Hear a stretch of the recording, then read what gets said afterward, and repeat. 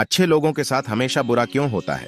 गीता में श्री कृष्ण ने दिया है अर्जुन को इसका जवाब। श्री कृष्ण ने अर्जुन को जवाब देते हुए समझाई है, ये बात लोगों को उनके कर्मों का फल हमेशा मिलता है। गीता सार। आपने महसूस किया होगा कि जो लोग अच्छे कर्म करते हैं वो परेशान रहते हैं, वहीं जो बुरे कर्म करते हैं वो खुशी से रह रहे होते हैं। अच्छे कर्म करने वाले परेशान होते हैं कि आखिर उन्हें इतनी परीक्षा क्यों देनी पड़ रही है, जबकि जो अधर्म की राह में हैं वो खुश हैं और जिंदगी का लुत्फ उठा रहे हैं। अगर आपके मन में भी ये सवाल आया है तो आज हम आपको इसका जवाब देंगे। ये जवाब वो है जो भगवत गीता में लिखा है और श्री कृष्ण ने अर्जुन को दिया था। भगवत गीता में वर्णित कथा के अनुसार जब भी अर्जुन के मन में कोई दुविधा होती थी तो वो श्री कृष्ण के पास पहुंच जाते थे। एक बार की बात है, अर्जुन ने भगवान श्री कृष्ण के समीप आकर कहा कि वो दुविधा में हैं और इसका जवाब वो श्री कृष्ण से चाहते हैं। श्री कृष्ण ने पूछा कि क्या सवाल है?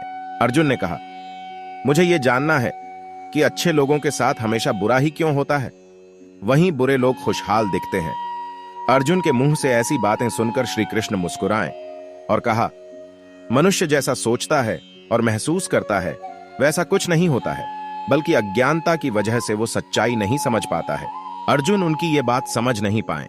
इसके बाद श्री कृष्ण ने क्या कहा वो जानते हैं।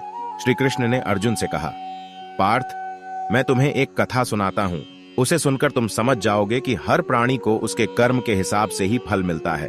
प्रकृति हर किसी को अपनी राह चुनने का मौका देती है। अब वो मनुष्य की इच्छा पर निर्भर करता है कि उसे धर्म की राह चुननी है या अधर्म की। कथा शुरू करते हुए श्री कृष्ण ने कहा, एक नगर में दो पुरुष रहा करते थे। एक पुरुष व्यापारी था जिसके जीवन में धर्म की बहुत महत्ता थी। वो पूजा पाठ में यकीन रखता था। वो हर रोज मंदिर जाता था और दान धर्म भी करता था और हर रोज भगवान की पूजा करता था। वहीं दूसरा पुरुष बिल्कुल विपरीत था। वो हर रोज मंदिर तो जाता था लेकिन पूजा करने नहीं, बल्कि मंदिर के बाहर से जूते चप्पल चुराने। उसे दान और धर्म से कोई लेना देना नहीं था। समय बीतता गया और एक दिन बहुत जोर की बारिश हो रही थी। इस वजह से मंदिर में पुजारी के अलावा कोई नहीं था। ये बात जब दूसरे पुरुष को पता चली तो उसने कहा कि ये सही मौका है मंदिर का धन चुराने का। पंडित से नजर बचाकर उसने मंदिर का सारा धन चुरा लिया। उसी समय धर्म कर्म में विश्वास रखने वाला व्यक्ति भी मंदिर पहुंचा। दुर्भाग्य से मंदिर के पुजारी ने उसे ही चोर समझ लिया और चिल्लाने लगे। वहां लोग एकत्र हो गए और उसे बहुत मारा। किसी तरह वो बचते बचाते वहां से निकला तो दुर्भाग्य ने उसका साथ वहां भी नहीं छोड़ा। मंदिर के बाहर वो एक गाड़ी से टकरा गया और घायल हो गया। फिर वो व्यापारी लंगड़ाते हुए घर जाने लगा तो रास्ते में उसकी मुलाकात उस पुरुष से हुई जिसने मंदिर से धन चुराया था। उसने कहा, आज तो मेरी किस्मत चमक गई, एक साथ इतना सारा धन मिल गया। ये सब देखकर उसे बहुत बुरा लगा और उसने अपने घर से भगवान की सारी तस्वीरें निकाल दी। कुछ सालों बाद दोनों पुरुषों की मृत्यु हो गई। मरने के बाद जब दोनों यमराज की सभा में पहुंचे और भले पुरुष ने दूसरे व्यक्ति को देखा तो उसे बहुत गुस्सा आया।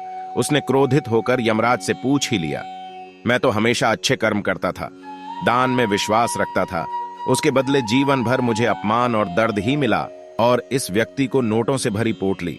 आखिर ऐसा भेदभाव क्यों? इस पर यमराज ने कहा, पुत्र, तुम गलत समझ रहे हो।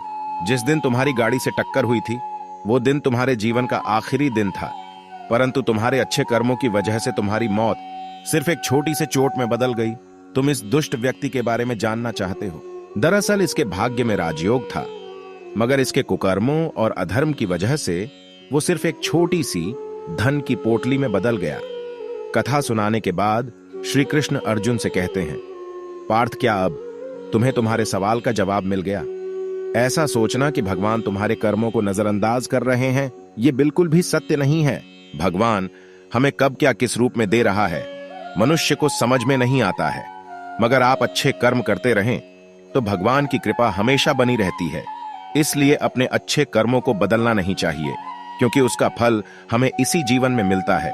इसलिए मनुष्य का फर्ज है कि वो हमेशा अच्छे कर्म करते रहें, क्योंकि श्री कृष्ण ने गीता में भी बताया है कि किसी के द्वारा किया गया कर्म बेकार नहीं जाता है, चाहे वो अच्छा हो या बुरा।